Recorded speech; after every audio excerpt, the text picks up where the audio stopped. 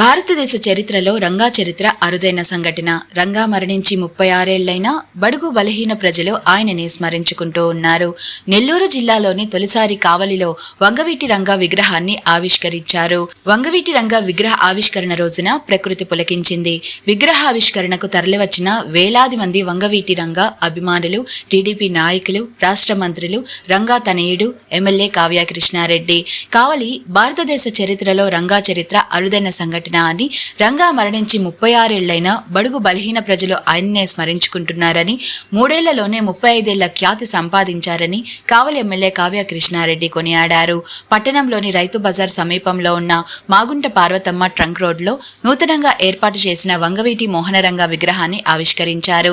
ఈ కార్యక్రమానికి రాష్ట్ర మున్సిపల్ శాఖ మంత్రి పొంగూరు నారాయణ, జలవనరుల శాఖ మంత్రి నిమ్మల రామానాయుడు, రంగా తనయుడు వంగవీటి రాధాకృష్ణ ముఖ్య అతిథులుగా హాజరయ్యారు. వీరిని స్థానిక కాపు నాయకులు భారీగా బాణాసంచా కాల్చి మేళ తాళాలతో ఘనంగా ఆహ్వానించారు. ఈ సందర్భంగా మంత్రులతో కలిసి ఎమ్మెల్యే కావ్య కృష్ణారెడ్డి విగ్రహాన్ని ఆవిష్కరించారు. అనంతరం రంగా విగ్రహానికి పూలమాలలు వేసి ఘనంగా నివాళులర్పించారు. అనంతరం వారు మాట్లాడుతూ, వంగవీటి రంగా కాపుల కోసమే కాకుండా పేద బడుగు బలహీన వర్గాల కోసం ఎంతగానో శ్రమించి అసూలు బాసారన్నారు. రంగా మరణించి 36 ఏళ్లైనా ఇప్పటికీ ప్రజలు ఆయన్ను స్మరించుకుంటున్నారని, పేద బడుగు బలహీన వర్గాలు ఆరాధ్య దైవంగా కొలుస్తున్నారని వారు వివరించారు. రంగా ఒక్కసారే ఎమ్మెల్యేగా పనిచేసినప్పటికీ గొప్ప ప్రజానాయకుడిగా మంచి గుర్తింపు లభించిందని వారు వివరించారు.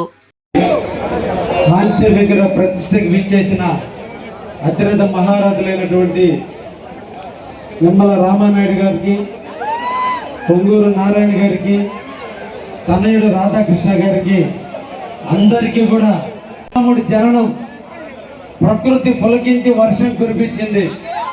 రంగా గారి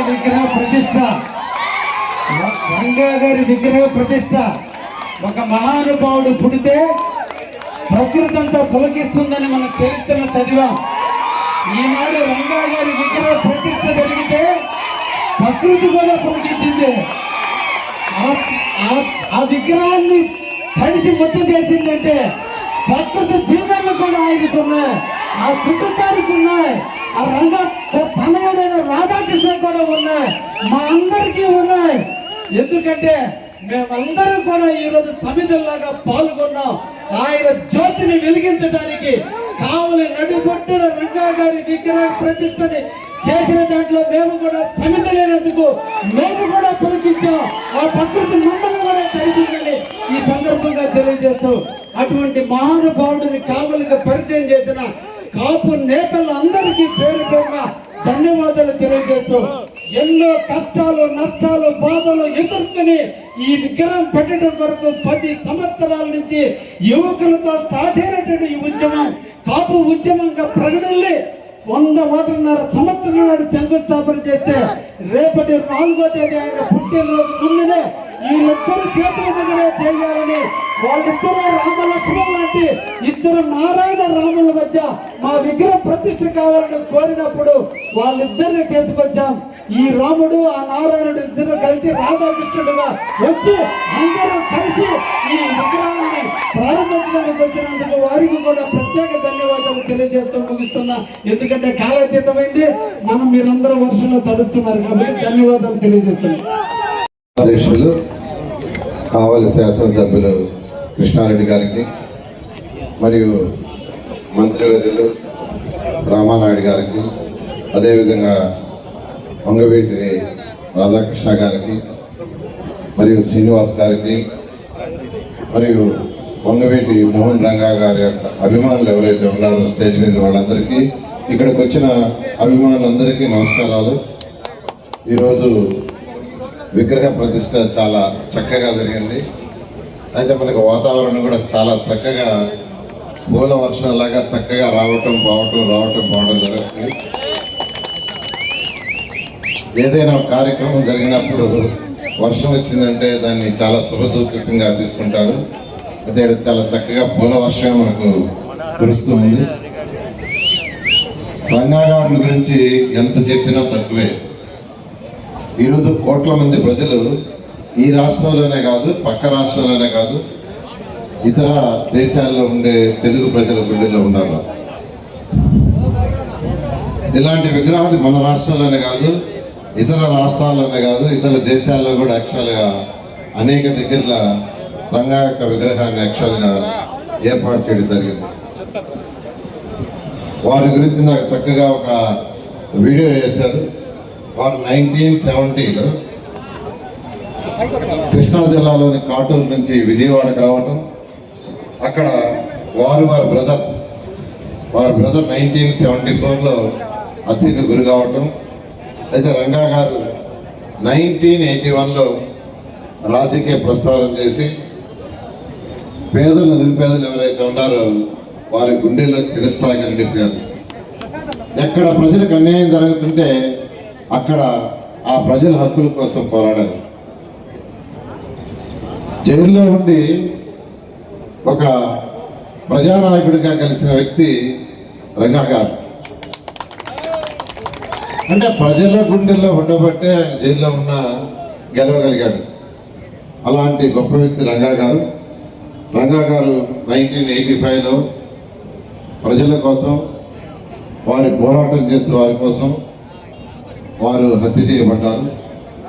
అయితే హత్య చేయబడిన వారిని ఈరోజు ప్రజలు 37 సంవత్సరాల తర్వాత 37 సంవత్సరాలైనా రోజు రోజుకి వారి మీద అభిమానం పెరుగుతుంది. రోజు రోజుకి ఈరోజు ఈ రాష్ట్రంలో కాదు, పక్క రాష్ట్రంలో కాదు, అభిమానం పెరుగుతూ ఉండాలి. దానికి కారణం ఏంటంటే వారు చేసిన సేవ. ప్రజలు, బడుగులు, పేదలు, నిరుపేదలకి ఎంతో సేవ చేశారు. వారి మాటలను ఈరోజు వారి తనయుడు కూడా యాక్చువల్గా సేవ చేస్తూ ప్రజల ముందుకు వస్తున్నారు. నేను ఒక్కడే చెప్పేది, అటువంటి వారి వంగవేటి మోహన్ రంగా గారి యొక్క స్ఫూర్తితో మాలాంటి వాడు కూడా ఈరోజు ప్రజాసేవ చేస్తున్నారని నిక్కచ్చిగా నేను చెప్తూ, ఈరోజు ఒక విగ్రహం ఇక్కడ ఏర్పాటు చేయడమే కాదు, వారి స్ఫూర్తిగా యువకులు కూడా తీసుకొని ముందుకు పోవాలని నేను అందరినీ కోరుకుంటూ సెలవు తీసుకున్నాను. Thank you. రామానాయుడు గారు, ఇక్కడ వేదిక మీద విచ్చేసిన పెద్దలకి, అతి ముఖ్యంగా ఇక్కడ విచ్చేసిన రంగా గారి అభిమానులందరికీ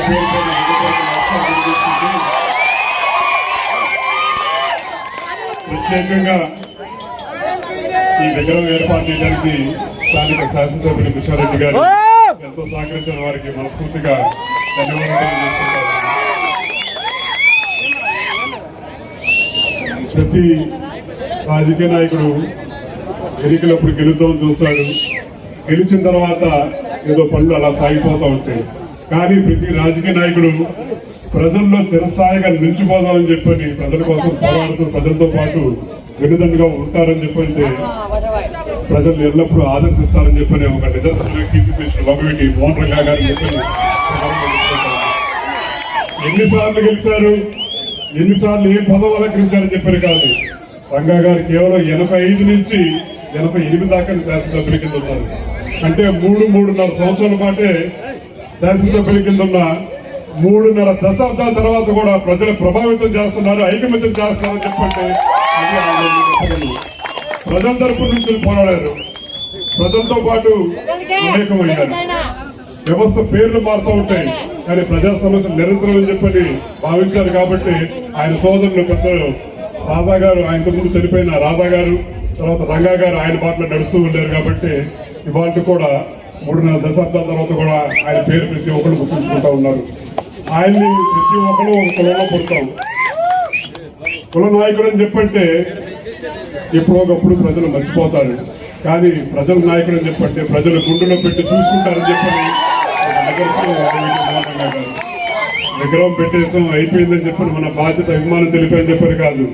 ఒక నాయకుడు విగ్రహం పెట్టామంటే ఆయన ఆదర్శాన్ని, ఆయన స్ఫూర్తిని, ఆయన ఆశయాలు కూడా ముందుకు తీసుకెళ్లాలని చెప్పని మనందరం బాధ్యతగా తీసుకోవాలని మనందరినీ కోరుకుంటూ నాకు ఈ అవకాశం ఇచ్చిన స్థానిక శాసనసభ్యులు పెద్దలు కృష్ణారెడ్డి గారికి, ఇక్కడ విగ్రహం ఏర్పాటు చేసిన కమిటీ సభ్యులందరికీ పేరు పేరున ధన్యవాదాలు తెలియజేసుకుంటూ సెలవు తీసుకుంటా ఉన్నాను. జోహార్ విఎం రంగా, జోహార్ విఎం రంగా, జోహార్ విఎం రంగా.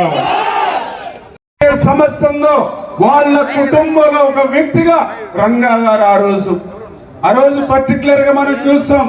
ఒక ఇళ్ల స్థలాల కోసం ఒక ఇంటి పట్టాల కోసం మరి ఎంతో మంది పేదల పక్షాన ఆయనతో ఉండేటువంటి ఆ రిక్షా పుల్లర్స్ గాని, మరి జట్టు కార్మికులు గాని, భవన కార్మికులు గాని, ఎవరైతే దిగువ స్థాయిలో ఉన్నటువంటి పేద వర్గాలు ఎవరైతే ఉన్నారో అటువంటి వర్గాలందరికీ కూడా ఆశా జ్యోతిగా ఆ రోజు వంగవీటి మోహన్ రంగా గారు నడిచినటువంటి చరిత్రే ఈ రోజు మనందరికీ కూడా ఒక స్ఫూర్తిదాయకం అనే విషయాన్ని సందర్భంగా తెలియజేసుకుంటూ, అందుకే ఈరోజు స్వర్గీయ వంగవీటి మోహన్ రంగా గారి విగ్రహాలే కాదు, ఆయన ఆశయ సాధన కోసం ఆంధ్రప్రదేశ్ రాష్ట్రంలో ఏ మూలకెళ్ళినా, ఏ వీధికెళ్ళినా, ఏ ఓడకెళ్ళినా ఆయన మాట, ఆయన పేరు మారుమోగుతుంది అని అంటే ఆయన ఆ రోజు ఉన్నటువంటి పేద బడుగు బలహీన వర్గాల కోసం చేసినటువంటి కృషి అనే విషయాన్ని సందర్భంగా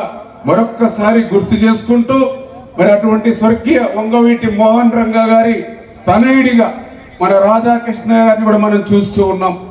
ఈరోజు రంగా గారి తనయుడిగా ఆంధ్రప్రదేశ్ రాష్ట్రంలో ఏ మూలకెళ్ళినా కూడా తరగని అభిమానంతో ఎంతో మంది ఆరాధించేటువంటి అభిమానులు ఈ రోజు ఉన్నప్పటికీ కూడా రాధా గారు ఎంత ఎదిగినా కూడా ఒదిగి ఉండాలనేటువంటి ఒక మంచి మనస్తత్వంతో ఉన్నటువంటి వ్యక్తి.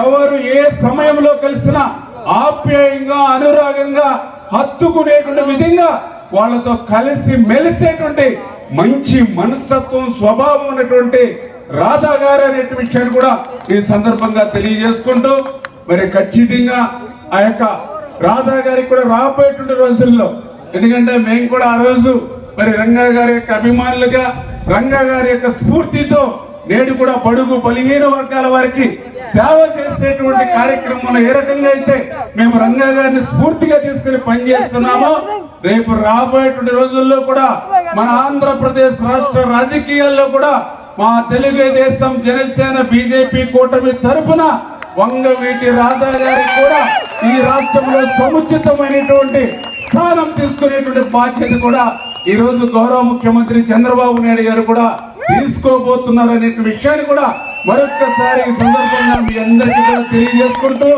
మరి ఈ రకంగా ఈ రోజు ఆంధ్రప్రదేశ్ రాష్ట్రం ఎన్నో కష్టాల్లో, ఎన్నో ఇబ్బందుల్లో ఉన్నటువంటి స్థితిలో 2014లో ఆంధ్రప్రదేశ్ రాష్ట్ర విభజన జరిగిన నాటి నష్టం కంటే ఈ రోజు 1924 పాలన వల్లే ఈ ఆంధ్రప్రదేశ్ రాష్ట్రానికి ఎక్కువ నష్టం జరిగింది.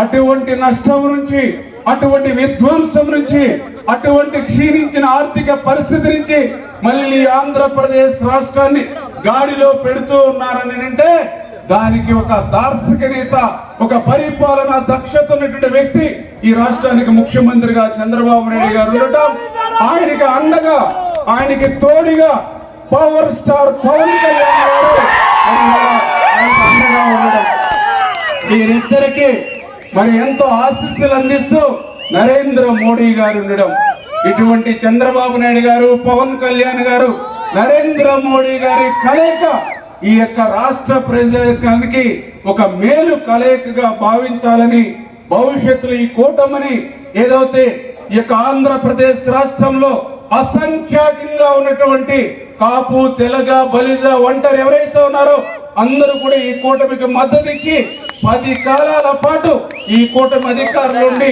తద్వారా ఆ కూటమి ద్వారా ఈ యొక్క కాపు, తెలగ, బలిజ, ఒంటరి కులస్తులందరూ కూడా భవిష్యత్తులో ఉన్నతమైనటువంటి స్థాయికి చేరుకునేటువంటి విధంగా ఉండాలని చెప్పి మరొక్కసారి మరి మీ ద్వారా అందరికి కూడా తెలియజేసుకుంటూ, మరి అవకాశం ఇచ్చినటువంటి పెద్దలందరికీ కూడా ధన్యవాదాలు తెలియజేసుకుంటున్నాం. Thank you. Devi multi speciality hospital, Christian Peta, 5వ line, Kavali. Doctor Battina Narendrababu, MBBS, MS, general and laparoscopic surgeon. మా హాస్పిటల్ నందు అందించు వైద్య సేవలు: లాప్రోస్కోపిక్ ద్వారా అపెండిసెక్టమీ, 24 గంటల కడుపు నొప్పికి చికిత్స, హెర్నియా మరియు పిత్తాశయంలో రాళ్లు తీయబడును, డెంగ్యూ, మలేరియా, టైఫాయిడ్, వాంతులు, విరోచనాలు మరియు అన్ని రకాల జనరల్ కేసులకు వైద్యం చేయబడును. పేగు రంధ్రం పడుట, పేగు మెలికపడుట, పేగుపూత, వర్బీజం, హెర్నియా, నరాలు ఉబ్బడం, హైడ్రోసిల్, థైరాయిడ్ ఆపరేషన్లు చేయబడును. పైల్స్, మొలలు, ఫిషర్, లూటీ, లైపోమా, కొవ్వుగడ్డలు వీటికి చికిత్స చేయబడును. కడుపులో పేగుపూతకు ఎండోస్కోపిక్ చేయబడును. శరీరంలో ఇతర కురుపులకు వైద్యం చేయబడును. అన్ని రకాల పాయిజన్ కేసులు చూడబడును. పాము కాటు, తేలుకాటుకు ప్రత్యేక వైద్యం. మా హాస్పిటల్స్ ప్రత్యేకతలు: ICU, lab, AC and non AC rooms, 24 గంటలు మెడికల్ షాప్. అత్యవసర కేసులు అన్ని వేళలా చూడబడును. Malinidevi multi speciality hospital, Christian Peta, 5వ లైన్, కావలి.